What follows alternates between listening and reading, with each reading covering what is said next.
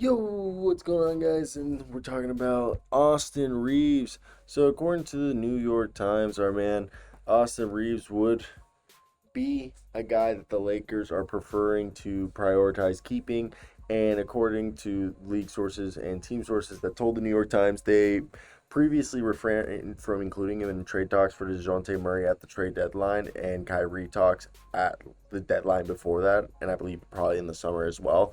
And Reeves' playoffs performances in 23 and 24 have affirmed his fit around Anthony Davis and LeBron James. They write. So for me, what I think right here is, what would the trade be? It's a blockbuster trade. They don't want to include Mr. Austin Reaves in any trade that they don't think is worth giving up the picks and all that. Because you assume that Reeves, Rui Hachimura, and Gabe Vincent right there is about 24 plus 17. So you got $41 million to play with. And as I said, if they were to go with a deal like that, that's $41 million to play with. That's gonna get you a max player, but what max player? Obviously, Trae Young's the obvious one. That's probably one of the guys that they maybe would do it, but how much validity is there behind the Trae Young, news? He's not with Clutch Sports anymore. So is that something that's still gonna happen? No. So for me, I think that's one thing. Another one is I feel like the biggest one would be, of course, if they could get back in the day it was Kyrie, but that ship obviously have sailed. So the next one is Jimmy Butler or Damian Lillard. I don't think either of them are going to be available, nor is Karl Anthony Towns.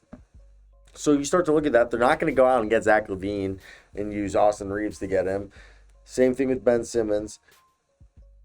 I wouldn't trade Austin Reaves for Darius Garland. I don't think Darius Garland is, solving anything. Yes, I would trade him for Donovan Mitchell. So do you see the whole predicament they are in? Why they're not wanting to trade Austin Reaves? Even if they were, there isn't a trade to package him with to get a better player. Plus, he's on an incredibly cheap contract that even if they were looking to trade him, they're not going to get the value back unless they wanted picks. So, in my opinion, there is absolutely no reason to trade a guy who is a willing, when it matters, a guy who tries on defense.